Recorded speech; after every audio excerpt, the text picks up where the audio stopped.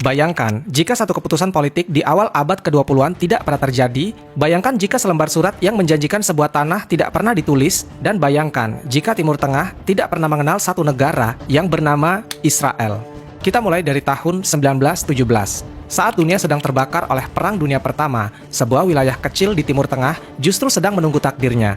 Wilayah itu adalah Palestina, tanah yang selama berabad-abad menjadi persimpangan perdebatan, tempat agama-agama besar bertemu, dan tanah yang diperebutkan bukan karena minyaknya, tetapi karena makna. Ketika Kesultanan Ottoman runtuh, wilayah ini jatuh ke tangan mandat kolonial di bawah Britania Raya. Dalam sejarah yang kita kenal, Inggris membuka pintu bagi proyek Zionisme melalui deklarasi Balfour. Tapi dalam dunia alternatif ini, janji itu tidak pernah diwujudkan. Tidak ada dukungan resmi untuk pendirian negara Yahudi, tidak ada rancangan pembagian tanah, dan tidak ada proyek kolonisasi modern yang mengubah demografi wilayah secara drastis. Palestina tetap berkembang seperti wilayah Arab lainnya yang baru keluar dari kekuasaan Ottoman, yaitu berantakan, miskin, dan penuh harapan. Kota-kota seperti Yerusalem, Jaffa, dan Haifa tetap hidup sebagai pusat perdagangan dan spiritualitas, bukan sebagai garis depan konflik global. Penduduk Yahudi tetap ada, tapi jumlahnya kecil. Mereka hidup sebagai komunitas minoritas, berdagang, beribadah, dan berbaur seperti komunitas Yahudi di Damaskus, Baghdad, atau Kairo. Tidak ada arus migrasi besar-besaran dari Eropa, tidak ada kapal-kapal penuh pengungsi Zionis yang datang dengan misi membangun negara baru. Palestina tumbuh sebagai wilayah Arab dengan pluralitas, bukan sebagai medan perebutan identitas. Ketika Inggris mulai melemah setelah Perang Dunia Kedua, dunia Arab melihat peluang. Palestina tidak lagi dianggap sebagai kolonial yang diperebutkan, melainkan bagian alami dari dunia Arab. Para elit lokal, ulama, pedagang, dan pemimpin suku mulai merancang masa depan mereka sendiri. Mereka tidak berdebat soal pembagian tanah, tapi soal bentuk negara, monarki atau republik, sekuler atau berbasis syariah, pro-barat atau anti-imperialis. Dengan dukungan politik dari Liga Arab yang baru terbentuk, Palestina perlahan menuju kemerdekaan sebagai negara Arab mandiri. Tidak ada perang besar pada tahun 1948, tidak ada invasi dari negara-negara tetangga karena tidak ada negara baru yang diproklamasikan secara sepihak. Tidak ada eksodus ratusan ribu warga Arab yang menjadi pengungsi lintas generasi, dan tidak ada tragedi Nakba yang menghantui identitas bangsa Palestina sampai hari ini. Perbatasan Timur Tengah untuk pertama kalinya tampak stabil, dan stabilitas inilah yang membawa konsekuensi yang tidak banyak orang bayangkan. Karena tanpa konflik Palestina-Israel, dunia Arab kehilangan satu hal yang selama ini menyatukan mereka, yaitu musuh bersama. Di sisi lain dunia, tragedi Holocaust tetap terjadi di Eropa. Jutaan Yahudi tetap menjadi korban kebrutalan Nazi, namun tanpa operasi negara Israel, arah migrasi mereka berubah total. Amerika Serikat, Kanada, Argentina, Brazil, bahkan Afrika Selatan menerima lebih banyak pengungsi Yahudi. Negara-negara Barat yang dalam sejarah nyata sering menutup pintu, dalam skenario ini dipaksa membuka kebijakan suaka lebih luas karena tidak ada solusi Palestina yang bisa dijadikan alasan untuk menolak mereka. Gerakan Zionis tidak hilang, tetapi berubah bentuk. Ia tidak lagi berjuang untuk negara, melainkan menjadi gerakan identitas diaspora, yaitu memperkuat komunitas Yahudi global, mendirikan institusi pendidikan, menjaga budaya, dan membangun pengaruh ekonomi di berbagai negara. Alih-alih membangun satu negara di Timur Tengah, diaspora Yahudi justru semakin tersebar dan berpengaruh di pusat-pusat kekuatan dunia. Sementara itu, Yerusalem tumbuh dengan arah yang sangat berbeda. Tanpa konflik bersenjata, status kota suci ini dinegosiasikan sejak awal. Ada perdebatan panjang, apakah Yerusalem menjadi kota internasional di bawah pengawasan global atau tetap berada di bawah negara Palestina dengan jaminan akses bebas bagi semua agama. Apapun bentuknya, satu hal menjadi jelas, kota ini tidak berubah menjadi zona militer. Para peziarah tetap berdatangan, pedagang tetap membuka toko di sekitar Masjid Al-Aqsa, lonceng gereja tetap berdentang tanpa suara sirine perang. Yerusalem menjadi simbol koeksistensi yang rapuh, tapi nyata. Namun stabilitas ini justru membuka babak baru dalam dunia Arab. Tanpa konflik Israel, nasionalisme Arab menemukan ruang tumbuh yang jauh lebih kuat. Isu Palestina tidak lagi menjadi seruan perang, melainkan simbol kebangkitan dunia Arab pasca kolonial. Di Mesir, seorang perwira muda yang bernama Jamal Abdel Nasser muncul sebagai figur yang membawa mimpi besar, yaitu persatuan Arab. Dalam sejarah nyata, Nasser menggunakan konflik Israel untuk memobilisasi massa. Tapi dalam dunia tanpa Israel, retorikanya berubah. Ia tidak berbicara tentang pembebasan Palestina dari pendudukan, melainkan tentang pembebasan seluruh dunia Arab dari dominasi Barat. Ia menyerukan industrialisasi, persatuan ekonomi, dan kemandirian militer. Pesannya justru lebih kuat, karena tidak terjebak dalam perang yang menguras sumber daya. Pan-Arabisme mendapatkan momentum yang lebih besar dari yang pernah kita kenal. Uni Arab antara Mesir dan Suriah mungkin bertahan lebih lama. Ide Federasi Arab bukan sekedar mimpi. Banyak rakyat Arab melihat masa depan bersama bukan sekedar koalisi sementara melawan musuh eksternal. Namun sejarah selalu menemukan cara untuk menciptakan konflik baru. tanpa Israel sebagai fokus kemarahan kolektif. Rivalitas internal dunia Arab mulai muncul ke permukaan. Monarki Teluk melihat ide Republik Revolusioner sebagai ancaman. Republik-republik Arab menuduh kerajaan-kerajaan sebagai boneka barat. Pertarungan ideologi republik versus monarki menjadi garis pemisah baru di Timur Tengah. Palestina, yang tadinya diperkirakan akan menjadi pusat konflik, justru berubah menjadi arena diplomasi. Negara itu menjadi tempat pertemuan para pemimpin Arab, lokasi konferensi regional, bahkan simbol keberhasilan dekolonisasi. Tapi di balik citra damai itu, perebutan pengaruh mulai terjadi secara halus. Siapa yang akan menjadi pemimpin dunia Arab, Kairo, Damaskus, Baghdad, atau Riyadh? Ketika Perang Dingin mulai membelah dunia, Timur Tengah tidak luput dari tarik-menarik kekuatan global. Tanpa Israel sebagai sekutu utama Barat di Levan, strategi geopolitik berubah drastis. Uni Soviet melihat peluang emas untuk memperluas pengaruhnya. Mereka menawarkan bantuan militer, pembangunan industri, dan dukungan politik kepada negara-negara Arab yang ingin melepaskan diri dari bayang-bayang kolonial. Sebaliknya, Amerika Serikat kehilangan titik tumpu strategis yang selama ini menjadi pintu masuknya ke kawasan. Washington terpaksa membangun hubungan lebih pragmatis dengan monarki Teluk dan negara-negara penghasil minyak.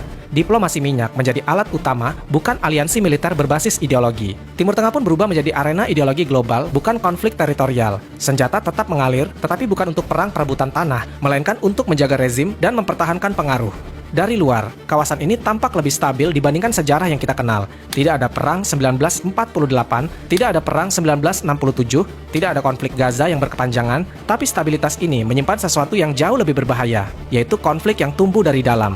Karena ketika sebuah kawasan tidak punya musuh eksternal, ia mulai mencari musuh di dalam dirinya sendiri. Perpecahan sektarian mulai muncul, meski belum meledak. Rivalitas ideologi semakin tajam. Perebutan kepemimpinan dunia Arab semakin brutal meski dibungkus diplomasi. Negara-negara Arab tidak lagi bisa menyalahkan Israel atas kegagalan ekonomi atau otoritarianisme mereka. Mereka harus menghadapi rakyatnya sendiri. Dan disitulah benih konflik masa depan mulai tumbuh. Timur Tengah dalam dunia tanpa Israel tampak lebih damai di permukaan. Kota-kota tidak hancur oleh bom, pengungsi tidak memenuhi kem-kem lintas negara, Masjid Al-Aqsa tidak berada di bawah bayang-bayang konflik militer. Namun sejarah mengajarkan satu hal, yaitu damai tanpa keadilan internal hanya menunda ledakan. Pada akhir 1960-an, dunia Arab berdiri di persimpangan jalan. Mereka berhasil melewati fase kolonial tanpa perang besar di Palestina. Mereka punya negara baru, sumber daya melimpah, dan identitas yang mulai terbentuk. Tapi mereka juga menghadapi pertanyaan yang jauh lebih sulit daripada perang, yaitu siapa yang akan memimpin, siapa yang akan berkuasa, dan ideologi mana yang akan menentukan masa depan mereka. Tanpa Israel, Timur Tengah tidak otomatis menjadi surga. Ia hanya berubah menjadi panggung dengan konflik yang berbeda, dan konflik itu baru saja mulai tumbuh.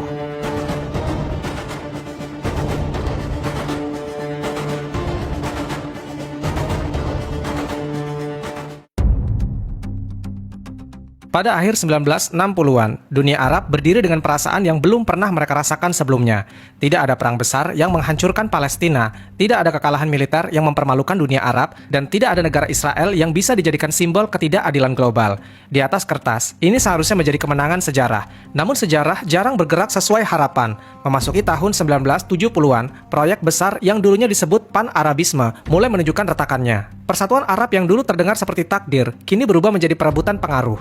Negara-negara Arab tidak lagi bersatu melawan musuh eksternal, mereka mulai saling mencurigai. Mesir ingin memimpin dunia Arab. Irak merasa punya kapasitas militer untuk menjadi pusat kekuatan. Suriah menilai dirinya sebagai benteng ideologi. Monarki Teluk memiliki kekuatan uang dan minyak. Tanpa Israel, dunia Arab kehilangan alasan untuk bersatu dan justru mulai bertarung untuk menentukan siapa yang berhak memimpin. Palestina sendiri berubah menjadi negara biasa. Ia bukan lagi simbol penderitaan global, bukan lagi pusat mobilisasi emosi umat, dan bukan lagi alasan diplomasi internasional. Ia menjadi negara berkembang seperti negara Arab lain, sibuk membangun ekonomi, menata birokrasi, dan menghadapi konflik politik domestik. Isu yang dulu bisa memicu demonstrasi di seluruh dunia, kini berubah menjadi soal anggaran, infrastruktur, dan stabilitas pemerintahan. Ironisnya, ketika Palestina akhirnya hidup normal, dunia Arab justru kehilangan sesuatu yang selama ini menyatukan mereka, yaitu narasi perjuangan bersama. Dan ketika narasi itu hilang, konflik baru mulai mencari panggungnya. Pada tahun 1979 menjadi titik balik besar bagi kawasan ini, bukan karena Palestina, tetapi karena sebuah revolusi di Iran. Dalam sejarah nyata, revolusi ini menggunakan isu Palestina sebagai alat legitimasi moral melawan Barat. Tapi dalam dunia tanpa Israel, revolusi Iran tidak punya simbol itu. Alih-alih menyerukan pembebasan Palestina, revolusi ini berbicara tentang ketidakadilan global, dominasi Barat, dan kebangkitan Islam politik. Fokusnya bukan lagi konflik Arab-Israel, melainkan rivalitas baru, yaitu Syiah melawan Sunni, revolusi melawan monarki, ideologi melawan stabilitas. Tanpa isu Israel sebagai pemersatu, politik sektarian muncul lebih cepat dan lebih tajam. Negara-negara Teluk mulai melihat Iran sebagai ancaman eksistensial, bukan sekedar rival regional. Ketegangan yang dalam sejarah kita meledak perlahan dalam dunia ini justru muncul lebih cepat karena tidak ada konflik Palestina yang menyedot perhatian. Sementara itu, di Palestina sendiri, kehidupan berjalan dengan arah yang jauh lebih pragmatis. Gaza tidak menjadi simbol perlawanan global, wilayah itu mungkin sempat berada di bawah administrasi Mesir sebelum akhirnya dilepas ke pemerintahan Palestina, berkembang sebagai kawasan pesisir yang sibuk dengan perdagangan, pelabuhan, dan industri ringan. Tanpa konflik Israel, tidak muncul kelompok perlawanan bersenjata yang berakar dari pendudukan. Politik Palestina tidak dipenuhi narasi jihad atau intifada, melainkan perdebatan ekonomi, pendidikan, dan pembangunan nasional. Rakyat Palestina tidak hidup dalam bayang-bayang blokade, tetapi dalam tekanan yang lebih umum bagi negara berkembang, yaitu korupsi, pengangguran, dan kesenjangan sosial. Bagi dunia Arab, ini terasa aneh. Selama puluhan tahun, mereka terbiasa melihat Palestina sebagai simbol luka, kini luka itu tidak ada. Dan tanpa luka bersama, identitas kolektif mulai goyah. Perubahan juga terjadi di bidang militer. Tanpa konflik Israel, Timur Tengah tidak mengalami perlombaan senjata yang sama seperti yang terjadi saat ini. Industri militer regional berkembang lebih lambat, negara-negara Arab tetap membeli senjata, tetapi bukan untuk perang eksistensial, melainkan untuk menjaga rezim dan menghadapi ancaman internal. Fokus pertahanan mulai bergeser, bukan lagi soal merebut tanah, tetapi soal mempertahankan kekuasaan. Ini membuat konflik antara negara Arab menjadi lebih mungkin terjadi. Tanpa ancaman eksternal, militer yang besar justru mencari legitimasi baru. Persaingan wilayah, pengaruh, dan ideologi menjadi pemicu ketegangan yang lebih berbahaya daripada konflik perbatasan biasa. Di sisi global, absennya Israel mengubah strategi Barat secara drastis. Selama puluhan tahun, Israel dalam sejarah nyata menjadi titik tumpu utama Barat di Levan. Dalam dunia alternatif ini, titik tumpu itu tidak ada. Amerika Serikat harus membangun pengaruhnya dengan cara yang jauh lebih pragmatis, yaitu melalui minyak, investasi, dan hubungan langsung dengan kerajaan-kerajaan Teluk. Diplomasi minyak menjadi senjata utama. Krisis energi global tetap terjadi, tetapi negosiasinya berbeda. Negara-negara Arab memiliki posisi tawar yang jauh lebih besar, karena Barat tidak punya sekutu militer permanen di jantung Timur Tengah. Aliansi global menjadi lebih cair. Barat tidak bisa mengendalikan satu negara sebagai penjaga kepentingannya, sehingga hubungan dengan dunia Arab menjadi lebih transaksional. Ini membuat politik global lebih kompleks, tetapi juga lebih jujur. Tidak lagi dibungkus retorika demokrasi, melainkan terang-terangan soal kepentingan ekonomi. Namun absennya Israel tidak berarti Timur Tengah bebas dari konflik. Perang tetap terjadi, mulai dari konflik di Irak, ketegangan di Suriah, dan perang saudara di Lebanon tetap muncul. Tetapi penyebabnya jauh lebih jelas, yaitu perebutan kekuasaan, rivalitas ideologi, dan konflik sektarian. Tidak ada negara Israel yang bisa dijadikan kambing hitam. Dunia Arab harus menghadapi kenyataan bahwa sebagian konflik mereka lahir dari dalam diri mereka sendiri. Gelombang pengungsi tetap ada, tetapi bukan dari Palestina. Dunia melihat krisis kemanusiaan dari perang saudara, dari perebutan kekuasaan, dan dari kegelapan negara. Narasi global tentang Timur Tengah berubah. Ia tidak lagi dipandang sebagai kawasan yang terus bertarung melawan penjajahan modern, tetapi sebagai kawasan yang berjuang melawan instabilitas internal. Satu kota menjadi simbol perubahan paling menarik dalam dunia tanpa Israel, yaitu Yerusalem. Tanpa konflik bersenjata, kota ini berkembang menjadi pusat diplomasi global. Para pemimpin dunia datang bukan untuk negosiasi perang, melainkan untuk konferensi antar agama, dialog peradaban, dan pertemuan politik. Yerusalem menjadi tempat di mana simbol-simbol agama berdiri berdampingan tanpa pagar militer. Konflik agama tetap ada, perdebatan teologis tetap hidup, tetapi ia tidak berubah menjadi konflik bersenjata modern.